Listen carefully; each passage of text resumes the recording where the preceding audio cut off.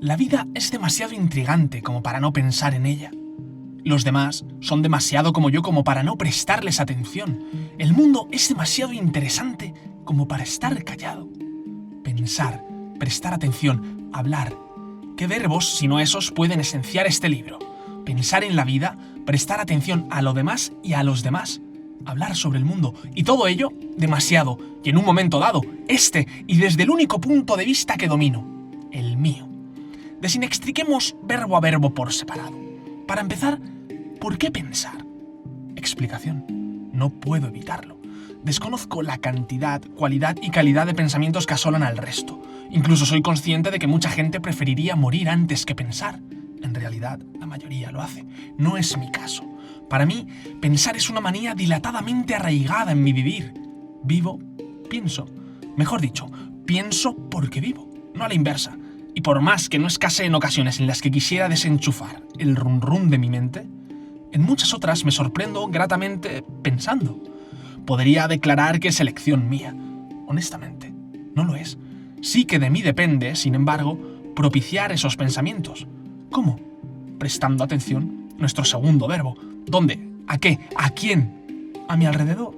Mi alrededor es un carnicero del desinterés. Mi alrededor es una parturienta de reflexiones casi mesinas. Mi alrededor es indeciblemente atrayente, apabullantemente atractivo.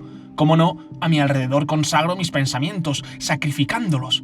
Sin ese a veces interno, a veces externo alrededor, ¿qué iba yo a pensar? Pero no solo pienso porque no pueda evitarlo. También pienso porque me acosa sin tregua el desmedido y sobreambicioso afán de comprender todo, o al menos todo lo que está a mi alcance. Luego, cuando la realidad me descuelga de las nubes, acabo conformándome con comprender sencillamente algo. Extravagancias mías. Ahora bien, demasiado todo pulula a mi alrededor, demasiado todo que comprender, hay que cribarlo. ¿Con qué filtro? Yo soy partidario del asombro, imán de la atención, pues, y esta es mi opinión, desde el asombro debería comenzar cualquier proyecto de comprensión. Asombrándome, escojo qué partes del todo intentar conocer. Dejemos claro que no es el asombro un método nuevo, ni mucho menos mío. Tiempo ha que persiste descubierto y, maravillándonos aún más, en uso. El asombro parte de la siguiente premisa. No existe fuente más grande de conocimiento que la inquietud y la admiración. Afiladores de miradas por excelencia. A fin de cuentas, ¿qué es comprender? Conocimiento. ¿Y qué es el conocimiento? Curiosidad satisfecha. Dicho lo cual, reagrupemos conceptos. Yo aspiro a comprenderlo todo. Todo merodea a mi alrededor. De repente me asombro frente a algo de ese todo. Desparramo mi atención sobre ello y, sin poder evitarlo, pienso, ofreciendo respuestas de nunca a preguntas de siempre hasta satisfacer mi curiosidad. ¡Voilà! Entendiéndolo así, pensar emerge como el último eslabón de esta forma de ver el mundo. ¿El último? En contra de lo que pueda parecer, no. ¿Quién es capaz de admirar el mundo y permanecer en silencio? En otras palabras, pensar no es el último eslabón. Hablar, nuestro tercer verbo, sí lo es. Hablar como necesidad expresiva, como deber comunicativo, como retransmisión del interior. Análogamente, también lo es pensar en voz alta. Y existen muchas maneras de pensar en voz alta. Escribir es una de ellas. Yo, cuando puedo permitírmelo, escribo. Es decir, hablo con una voz gráfica, dibujada. Pienso deletreando mis puntos de vista. ¿Con qué fin? Con el de alfabetizarme primero para hacer mi mente legible después. Además, para alguien como yo, qué despropósito sería versificarme pensamiento a pensamiento hasta reventar. Al contrario, a poco que pienso, anhelo compartirlo. Es bastante más saludable que retenerlo en mí. Año tras año, como Zaratrusta, me he convertido todo yo en una boca. Quiero despeñar mis palabras a los valles. ¡Habla ya de pedazos!, me digo. Soy un adicto a mi propia exteriorización. No porque quiera, lo necesito. Necesito desembarazarme de mis pensamientos. Por eso el estreñimiento reflexivo no se lo deseo a nadie. Hace ya mucho tiempo que mi sabiduría se acumula como una nube, volviéndose más silenciosa, más oscura. Así procede toda sabiduría que alguna vez deba parir rayos. Ha llegado la hora de darme a luz. Rayemos el mundo. ¡Qué mejor pretensión! ¡Rayémonos! Es una cuestión de vida o vida. Si no escribo cuanto pienso, mi memoria diluirá mis reflexiones en la nada. Si no las vierto sobre los demás, marchitarán en mí. Esto segundo converge en una de mis fobias, demasiado real como para ignorarla. Las personas necesitan enseñar a alguien aquello que saben. Si no, es como si de verdad no hubieran vivido. ¿De qué sirve asimilar conocimientos, satisfacer curiosidades sin más ambición que nutrir nuestra gula sapiencial?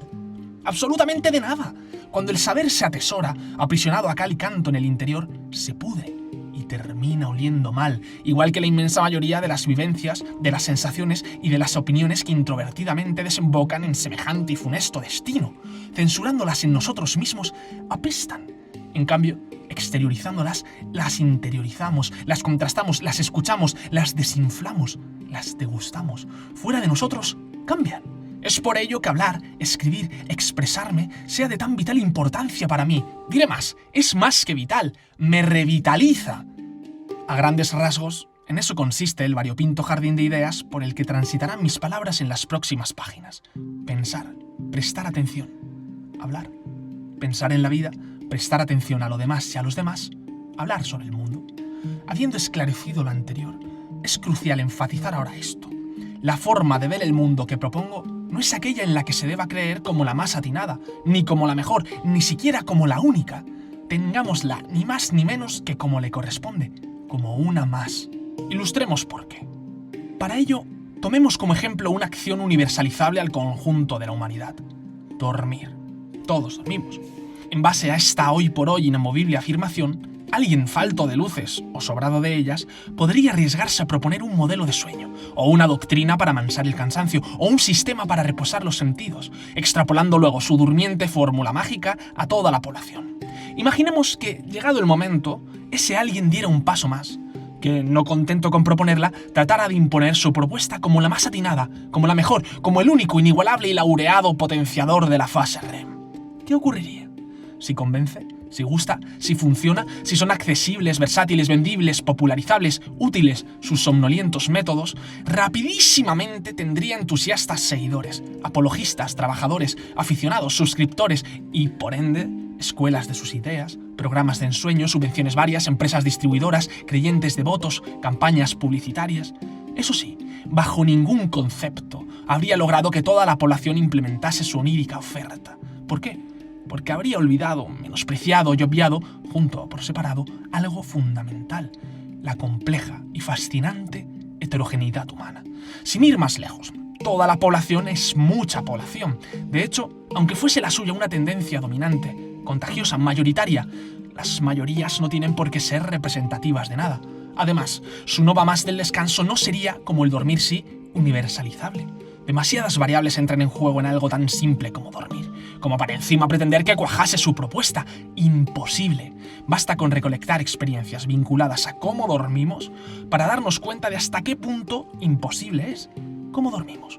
Por lo general, tumbados. Pero, a partir de ahí, y sobre un sugerente inmenso y variado colchón de decisiones a tomar, las diferencias en el terreno de los gustos, de los hábitos, de las limitaciones de cada cual nos alejarán a unos de otros, idiosincralizándonos. Paréntesis. Finjamos ser, por un instante, psicólogos del sueño. Y ahora finjamos encuestar a la humanidad en materia soñadora. Un cuestionario al uso, aunque bastante mediocre por cierto, podría desglosarse en las siguientes candidatas preguntadoras. ¿En qué posición duermes? ¿Boca abajo? ¿Boca arriba? ¿De lado? ¿Diagonalmente? ¿Del revés? ¿Piernas flexionadas o rectas? ¿Brazos arriba o abajo? ¿Pene a un lado o al otro? ¿Eres de quienes prefieren sentir la opresión de las mantas, de los pendientes del reloj, de las gomas de pelo, del sujetador? ¿O, por el contrario, tienes de sobra con la liviandad de las sábanas? ¿Siempre duermes igual? ¿Hay una época del año por la que tengas predilección a la hora de dormir? Cuando duermes, ¿optas por desnudarte o conjuntas tu cuerpo con la ausencia o presencia de calcetines, ropa interior, pijamas, sudaderas y otros sucedáneos textiles? ¿Te molesta la luz cuando duermes? ¿Necesitas una oscuridad total, persianas sin fisuras, antifaces? ¿Y el ruido? ¿Cómo de mal lo toleras? ¿Te irrita con facilidad? Nada de ronquidos, ni relojes analógicos, ni mosquitos, ni zumbidos de luces y enchufes. ¿Duermes acaso con tapones? ¿Cuántas horas necesitas para ser persona? ¿Las logras? ¿Te afliges cuando duermes menos de lo previsto o deseado? ¿Y qué me dices de tus horarios, calendarios y ciclos del sueño? ¿Duermes de día? ¿De noche? ¿Cuando puedes? En cuanto a la temperatura, ¿te afecta en exceso? ¿Ventilador o calefacción? ¿Ninguno? ¿Qué tipo de sueño tienes? ¿Pesado, continuo, intermitente, tan ligero como el duermevela? Si se interrumpe, ¿te cuesta volver a dormirte? ¿Cuántas veces te desvelas? ¿Sueños húmedos? ¿Pesadillas? ¿Tienes dificultades para conciliar el sueño? ¿Insomnio, disomnias, parasomnias, dolores musculares, preocupaciones, migrañas, estrés, problemas para respirar o mucosidad elevada, calambres, acidez en el estómago? ¿Otras molestias? ¿Sigues algún ritual o práctica antes de acostarte, como hacer deporte o mindfulness, o ayunar, o masturbarte, o fumar, o rezar? ¿Y algún tratamiento o complemento soñador? ¿Acaso medicamentos como pastillas somníferas, antidepresivos, ansiolíticos? ¿Infusiones? ¿Parches? ¿Vaporizadores quizás? ¿Con qué frecuencia te levantas de la cama durante la noche? ¿Para orinar? ¿Beber agua? ¿Otros? ¿Duermes solo?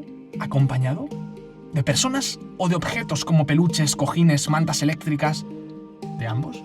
Respecto al confort camestre, ¿en qué tipo de cama duermes? ¿Individual, matrimonial, de agua, plegable, mullida, pétrea? ¿Somier o canapé? ¿Duermes con o sin almohada? ¿De qué grosor, dureza, longitud y textura? ¿A qué acudes para interrumpir voluntariamente el sueño? ¿A tu reloj biológico interno? ¿A amaneceres? ¿A alarmas? ¿Cuántas? ¿Pernoctas a menudo? ¿Cama propia o ajena? ¿A cubierto o al exterior? Dejémoslo aquí. No creo que sea necesario prolongar esta interminable e inquisitiva lista de preguntas. Para quienes no han captado el mensaje, ¿a dónde quiero llegar? Nada más que a esta conclusión. Si fuéramos capaces de tener en cuenta cada una de las variables que intervienen en el proceso de dormir, así como el total de sus respectivas combinaciones, el mínimo común múltiplo del conjunto de la humanidad quizás y probablemente fuera 1. ¿Cómo pretendo entonces universalizar un modelo de sueño? Dicho de otro modo, no existe una única manera para dormir, ni una manera mejor de dormir, ni una manera adecuada de dormir igualmente válida para toda la humanidad. Rotundamente no. Las personas dormimos como podemos, a veces bien, a veces mal, a veces mejor, a veces peor. Algunos remedios, avances o hábitos nos ayudan y ayudarán a perfeccionar el sueño, pero hasta que la ciencia, por nombrar algo etéreo e irresponsabilizable, no dé con la tecla neuronal que nos duerma y nos despierte plácidamente descansados y operativos, ninguna receta charlatánica, ninguna ceremonia cierrapárpados, ninguna píldora duerme en el acto podrá ser extendible a los millones de individuos que hilvanamos nuestra humana historia. Y aun cuando sí, tampoco, en el mejor de los casos, cuando la ciencia llega a ese punto, a ese dominio masterizado del cuerpo humano, a esa comprensión absoluta de cómo funciona nuestro organismo, ¿cuánto tiempo tendrá que extinguirse antes de que todos y cada uno de nosotros accedamos al idilio de dormir bien? No nos engañemos. Mucho ha que descubrimos cómo erradicar la malaria y seguimos consintiendo que nos atosigue. Mucho ha que descubrimos cómo combatir el hambre y la pobreza y seguimos consintiendo que retumbe el eco del vacío en estómagos y bolsillos. Mucho ha que descubrimos cómo cuidar nuestro planeta y seguimos consintiendo que agonice. Con lo cual, y retornando al hogar de los pensamientos, de la atención a mi alrededor, de la expresión hablada y escrita, qué absurdo es idear, no un modo, el modo en el que ver el mundo. Considerar que el juicio propio y personal es una ley universal constituye una forma de egoísmo. Un egoísmo ciego, mezquino y nada exigente, pues revela que aún no te has descubierto a ti mismo, que todavía no te has creado un ideal propio, aquel que no podría nunca ser el ideal de otro, y no digamos ya el ideal de todos los demás.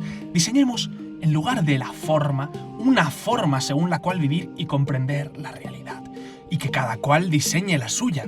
Eso he hecho yo. No es un sistema de creencias, no es un conglomerado de pautas dogmáticas, no es una visión infalible, ni salvavidas, ni revelada. Simplemente es una propuesta, una más, la mía. Y ni eso. ¿Cuánto hay de mío en mi forma de ver el mundo? Innegablemente todo. Posiblemente nada. Sea bienvenida la primera contradicción, si supierais las que quedan. Mi pensamiento se nutre, al igual que el de todos, del de muchas otras personas. Obviamente no soy el primero en pensar, ni seré el último. Tantos han franqueado tantos aspectos pensables, tantos han creído comprender tantas cuestiones inasibles, que cómo no me voy a beneficiar de sus aportaciones y de sus errores, si tan solo pudiera conocerlas todas, conocerlos todos, iluso de mí. Umberto Eco sostenía que, en este universo, la relatividad está constituida por la infinita variabilidad de la experiencia, por la infinidad de medidas y perspectivas posibles. Infinito e infinidad no designan entidades que yo pueda poseer en mi cabeza. Tendré que resignarme con mis limitaciones cognoscibles. Y escogeré, claro que escogeré, y me posicionaré, claro que me posicionaré. Es imposible tratar ningún problema humano sin tomar partido. La misma forma de plantear los problemas, las perspectivas adoptadas, suponen una jerarquía de intereses. Quien se digne a leerme, que no lo dude, tropezará una y otra vez con mis propias jerarquías, con mis propios prejuicios, con mis propias obsesiones. Nada me parece justo en siendo contra mi gusto, decía Segismundo. ¿Cómo puedo evitar que mi gusto hable por mí, guiándome, construyendo moralidades? Y no solo mi gusto lo hará, también mi criterio elector, mis irracionales sentimientos, mis juicios circunstancialmente sesgados, mis opiniones hurtadas, mis tambaleantes convicciones, todo lo que me hace ser y todo lo que me fuerzo a ser. Y así, mi forma de ver el mundo, con qué diafanidad queda exprimida, transparentándose texto a texto, mientras desmenuza pensamientos que hice míos. Si he creído pertinente detenerme de más en la idea de que mi forma de pensar, de ver el mundo, de analizar la realidad, no es única, ha sido para afianzarla ahora todavía más mediante un cuento suficientemente explicativo, intitulado, como nuestro libro, evidentemente inspirado en él, Una forma más de ver el mundo. El relativismo no debería ser, en ningún caso, una actitud individual, sino social, pero siempre convenientemente impracticable. Rebajar la importancia de nuestras vidas, creencias y experiencias no debería significar nuestro abaratamiento como personas. La nivelación de los valores en la sociedad no debería impedir que cada cual conserve y construya viejos y nuevos desniveles. Espero resumir este párrafo con esta desafinada frase. Todo vale, pero para mí no. A continuación, recojo el ilustrativo cuento que ha prestado su título a esta colección de ensayos, narraciones y poemas esencialmente reflexivos. Una forma más de ver el mundo. Tengo un secreto que anhelas saber, pero no te lo puedo decir, o no por ahora. Mi nombre tampoco. Los nombres dan poder. Si supieras mi nombre tendrías poder sobre mí. Si supieras mi secreto, sobre los demás. Sé que buscas en mis pupilas una explicación a la que aferrarte. Lo siento, no te la puedo dar. O no de momento. Sin embargo, sí que puedo contarte algo que quizás te interese. No me mires así. Quizás no. Tiene relación con mi secreto. Pero también con una psicóloga que conoces. O deberías. Una psicóloga que se especializó, o eso decía, en casos de niños y niñas que aún no habían entrado en la adolescencia. Como si a la adolescencia se entrara. Una tarde, porque si no fuera por la tarde no debería haber niños y niñas en su consulta, la psicóloga se enfrentó a un caso que intentó resolver sin éxito, sesión tras sesión después. Un caso que le frustró tanto como le fascinó, hasta el punto de cambiarle para siempre. O eso rezaron los titulares de algunos periódicos. «Se niega a usar adjetivos». Recuerdo, o creo recordar, que le confesaba la madre a la psicóloga. «Parece como si ni siquiera pudiese pronunciarlos. Ayúdenos, por favor. Llevamos detrás de todo esto mucho tiempo. No sabemos qué más hacer. Sus compañeros y vecinos le acosan con insultos y bromas. El colegio no le va a promocionar ningún curso más. No entendemos qué le pasa o por qué. Ayúdenos, por favor». Como le ocurrió al resto de profesionales a los que acudió la madre, esta psicóloga tampoco había estado nunca ante un caso así. Como le ocurrió al resto de profesionales a los que acudió la madre, esta psicóloga tampoco encontraría una solución. Aun con todo, dijo que iba a hacer lo que pudiera. Nunca pudo tampoco. Tu madre cree que no puedes o no sabes cómo articular adjetivos, debió de decir la psicóloga en la primera sesión. Eso sí, antes había cumplido a rajatabla con el protocolo de banalidades que se inventa un adulto cuando acaba de conocer y presentarse a alguien que no lo es. ¿Sabes qué es un adjetivo?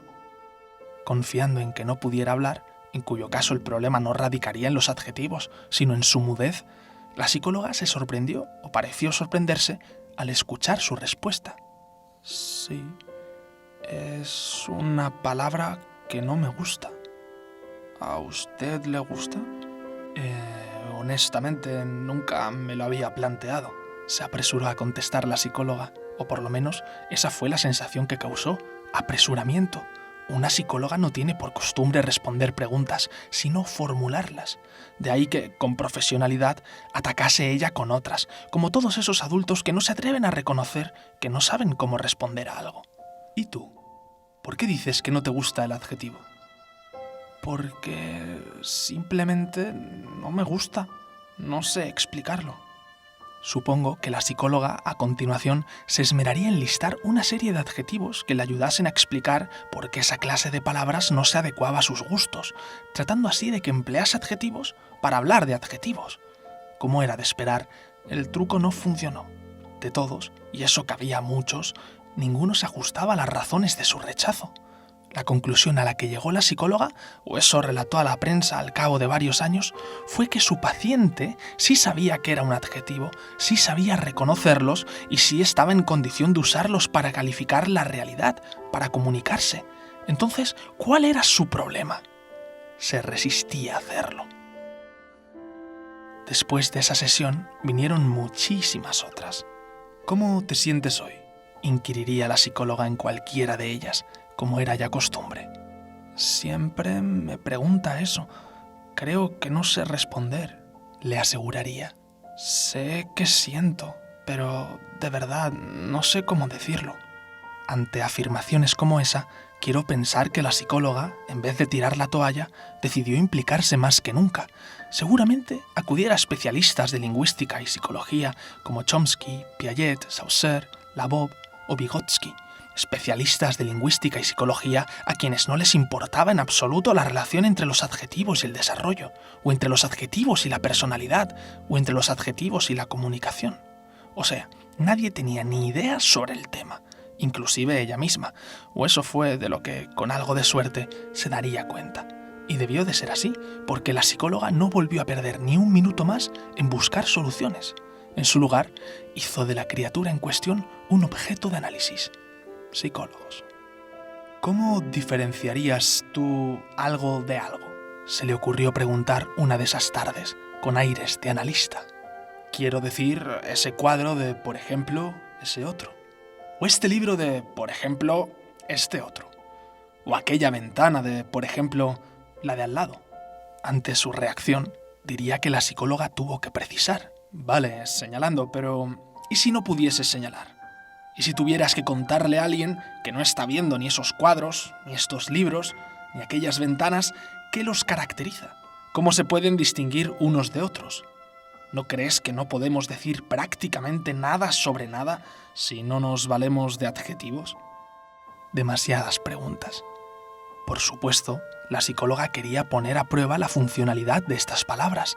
Según los tratados de gramática, o según los que yo he leído, los adjetivos desempeñan dos funciones. No bosteces. Si bostezas lo interpretaré como que no quieres que te lo cuente, y seguro que te mueres por saber qué dos funciones son. De acuerdo, quizás no te mueres por saberlo. De hecho, quizás hasta ya las sabes, pero de todas formas, te las tengo que decir. Si no te las digo, no sé cómo seguir con lo que te estoy contando. Te las digo. Una de las funciones de los adjetivos, o una de las que mencionan esos tratados, consiste en atribuir una cualidad o propiedad, o varias, al sustantivo, al algo al que nos estamos refiriendo. En teoría, gracias a esa cualidad o propiedad, podemos conocer más detalles sobre él. ¿Y la otra? La otra consiste en comparar y comparar todo, o todo lo que se puede nombrar, sin más fin que entender las cosas a partir de sus diferencias y similitudes. Por eso la psicóloga recurrió a los cuadros, a los libros y a las ventanas, así como a esa sarta de preguntas. No sé, me imagino que contestaría. En otras palabras, la funcionalidad de los adjetivos no servía para nada.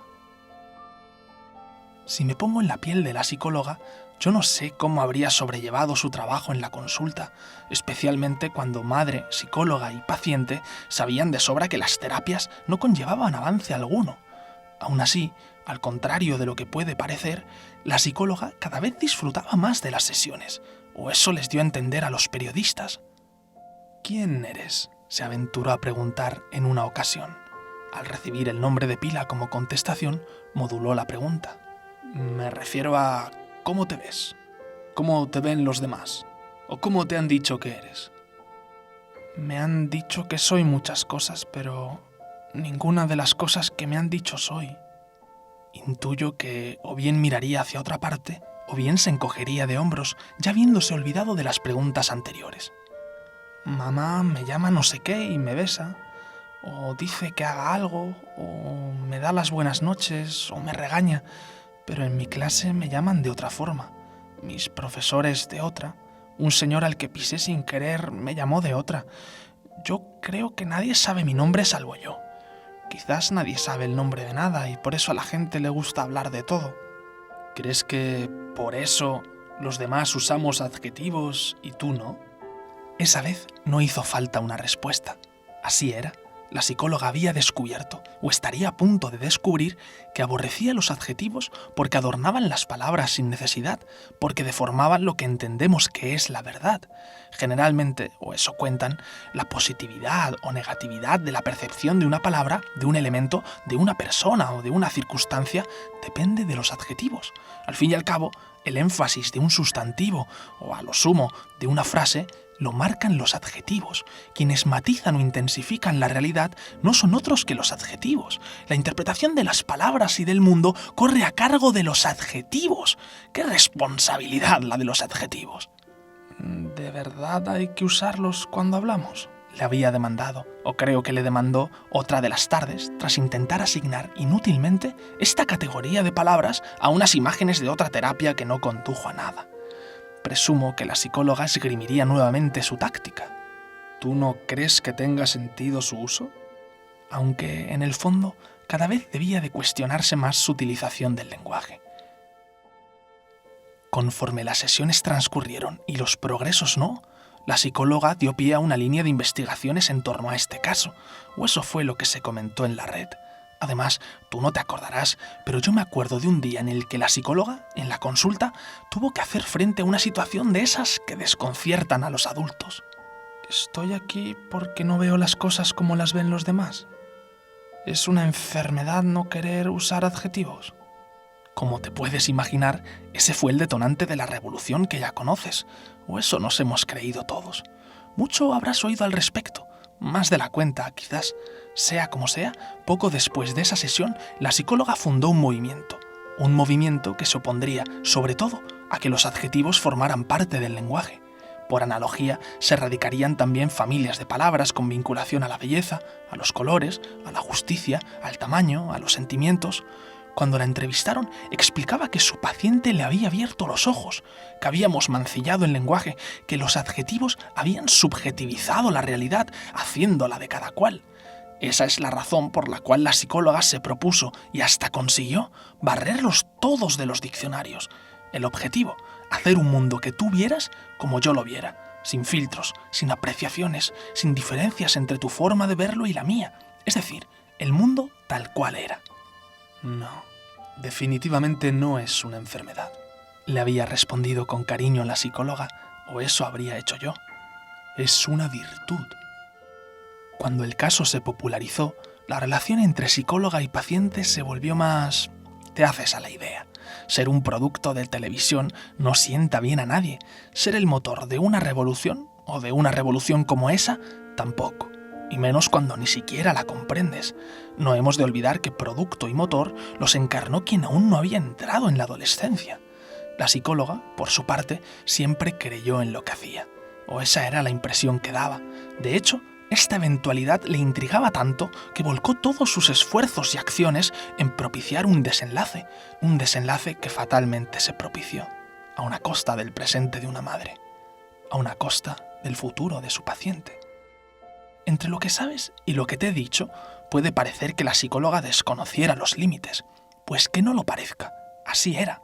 ¿Quieres saber, en mi opinión, cuál fue su error? Aunque no lo quieras saber, te lo voy a decir igualmente. Su error fue creer que ver las cosas sin adjetivos era la forma en la que debíamos ver el mundo, cuando esa no era sino una forma más de verlo. De hecho, casi con toda probabilidad te habrá venido a la cabeza el momento en el que el presentador de un telediario de la mañana o del mediodía, en una de las entrevistas de la campaña contra los adjetivos, arremete diciendo: «Ahora que caminamos entre las ruinas de nuestro idioma, ¿debemos darte las gracias?»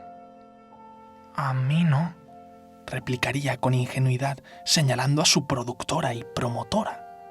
A ella.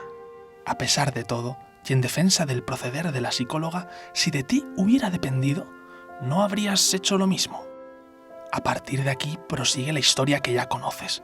Los adjetivos, con reticencia primero, profusamente después, volvieron a incorporarse a nuestras lenguas. La conspiración contra el lenguaje pasó de moda, o eso declararon los medios. La desadjetivación quedó como una anécdota más que, aun afectando al resto de generaciones, ha ido perdiendo fuelle con el tiempo. ¿Y la psicóloga? Tú sabrás. No pongas esa cara. Se supone que esta es la historia que ya conoces. De la que no conocías, no sé si te habrá interesado. Tampoco me importa. De hecho, a estas alturas ya sabrás quién soy, o como poco ya me habrás puesto un nombre. Ahora bien, no es el mío.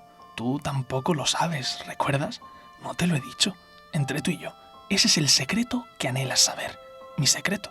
Ya te puedes poner como quieras, pero no te lo puedo decir, o no por ahora.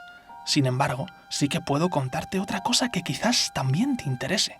Sí, tiene relación con mi secreto, pero también con una madre cuya hija se negaba a decir adjetivos. Como he anunciado, el cuento es suficientemente explicativo, pero por más que lo releo, no termino de encontrar un elemento primordial también incluido en nuestro título. ¿Dónde está el "en un momento dado"? Es decisivo. Las reflexiones incrustadas en cada ensayo, narración y poema de este libro pueden estar ancladas a una fecha de caducidad que hoy por hoy desconozco. Nuestras certidumbres son evanescentes. ¿Quién me asegura que mañana no vayan a cambiar? Las ideas imperecederas, que las hay, son ejemplares en peligro de extinción, ya que lo más frecuente es que una idea, en comparación con una persona, tenga una esperanza de vida demasiado corta. Llamadme loco, pero jamás adjudicaría a una opinión el atributo de la perennidad. Nuestro ser, que es nuestra unidad de medida, no constituye una magnitud inmutable, puesto que tenemos tendencias y fluctuaciones. No se trata de desconfiar de las palabras, se trata de desconfiar de nuestras convicciones, ponerlas en telas de juicio, especialmente cuando el tiempo las encanezca. Al fin y al cabo, un plazo es siempre un compás de espera en el que las cosas podrían cambiar, y no es malo que cambien, antes bien, si es bueno. Entonces, ¿por qué se admira a quien permanece fiel a sus convicciones y se desprecia al que cambia de ellas? Desechar asunciones, desfundamentar creencias, reconocer que nos hemos equivocado, echar la vista atrás y contradecirnos con nosotros mismos, ¿cómo va a ser perjudicial? Debería ser elogiable. Hasta contradecirnos dejando la vista quieta lo es. Yo mismo me contradigo a menudo. Soy capaz de admitir principios radicalmente opuestos, compatibilizándolos incluso. Incoherente, incongruente, inconsistente. No, soy más simple, simplemente contradictorio. Puede que asumirlo implique tirar piedras contra mi propio tejado. ¿Y por qué piedras? Y no flores o verdades. Nos hemos familiarizado con visualizar escenas en las que la contradicción y la pérdida de credibilidad van de la mano. ¿Pierdo credibilidad contradiciéndome? Estaré completamente majara entonces, porque por cómo me veo yo, no. Ante los ojos de mi honestidad revisable, cuando tengo que contradecirme y lo hago, no pierdo credibilidad. La gano, creo más en mí. No me sorprende. Me he acostumbrado a convivir con la contradicción que soy, y la gran mayoría de las veces me siento a gusto. Nadie lo expresó mejor que José Eduardo Wilde cuando dijo: soy dos individuos, uno cuando piensa y otro cuando siente. Quizás yo he aceptado la abogacía del diablo más de lo que me convenía. Quizás nadie ha logrado inculcarme que el blanco y el negro no pueden emplearse para pintar a la vez una misma cuestión. No obstante, algo me dice: ¿por qué no? Y otras veces: deja de usar colores, no todo tiene que colorearse. ¿Se equivocaba Nietzsche, acaso, cuando dijo que poder soportar la contradicción constituye una muestra ilustre de cultura? Me temo que no, pero vayamos más lejos. Hagamos algo más que soportar la contradicción. Aceptémosla. Su lugar, un constante en entredicho. El mismo lugar al que conduciré cada bando ideológico en el que me posicione. Posicionarse, escoger, suele ser beneficioso en un sentido, en que las personas que han abrazado una causa en toda su profundidad raras veces permanecen fieles a ella para siempre. La razón es que han sacado a luz su fondo, y este tiene siempre muchas cosas feas. Pero que no cunda el pánico. Si no revisamos nosotros cuánto creemos, cuánto pensamos, cuánto sentimos, alguien lo hará. De nosotros dependerá luego cosechar la duda que nos siembren. Además, si por algún casual nuestra ceguera persevera, que pronto nos encontraremos con quien, para curarnos, quiera arrancarnos los ojos. Humana compasión la nuestra, y penoso remedio, pues cuán fácil cosa es reprender vida ajena, y cuán duro guardar cada cual la suya. Llegados a este punto, zanjado debiera estar: 1. Que cada reflexión, sentimiento, convicción, y derivados fraguados en el hoy están supeditados al instante en el que han sido pensados y, por extensión, escritos, por lo que pueden y hasta deben cambiar. 2. Que mi forma de ver el mundo no deja de ser una más de tantas, ni mejor, ni más acertada, ni única, y sí casi ni exclusiva de mí. Y 3. Que asombrarme ante mi alrededor, pensar en ello y, por último, expresarlo, son los pilares que cimientan el contenido de este libro. Aun con todo, pendiente queda un último aspecto a comentar. Tal y como he insistido, la creación es una entrega a los demás, no a mí. ¿Qué sentido tiene entregarme a mí mismo? Apenas ninguno, pero lo tiene. Mínimo, pero lo tiene. ¿Me estoy volviendo a contradecir? Desde luego. Me explico. Incluso si esos pensamientos regurgitados, esas opiniones pertrechadas, esos sentimientos contrahechos solamente se toparan conmigo, cada vez que leyese lo escrito podría servirme de ellos para reconstruir mi propia identidad. ¿Quién no ha restaurado un recuerdo con solo mirar una fotografía? ¿Quién no ha reedificado una emoción con solo recibir una muestra de cariño? De la misma forma, yo podría rescatar lo pensado, lo opinado, lo sentido, en un momento dado, con solo ponerme a su sombra de palabras. Y esto es sumamente útil. Sería muy ingenuo si creyese que las profundidades que alcancen hoy mis reflexiones dejan huellas imborrables en mí, o que los temas en los que me he sumergido a fondo ayer se mantendrán en los anaqueles de mi memoria idénticamente sondeados mañana. Sin un piercing que mantenga la carne a raya, el agujero del lóbulo de la oreja se cierra. No seré yo quien lo quite. No deseo tapiar ningún ventanal de mí mismo, testimoniar mi interior, dejar constancia de quién fui, qué pensé, qué opiné, qué sentí. Es un modo de mudar de piel, conservándola para quién sabe qué. Perforarme escribiendo, llenarme de agujeros existenciales, cotidianos, valorantes, por los que pueda luego mirar mi vida, es un modo de retratar instantes. La historia no se preserva en bibliotecas para eludir el progreso, ni para evadirse del presente. La historia se preserva para enriquecer el ahora, embelleciéndolo. ¿Y qué si no eso persigo yo con mis apalabradas divagaciones? Llegará el día en que me reenseñen algo, o en que me arrepienta de haberlas puesto voz, o en que me recuerden cuánto de ayer soy. Mientras tanto, hablan por mí, contra mí, sobre mí, para mí y por el mundo, contra el mundo, sobre el mundo, para el mundo.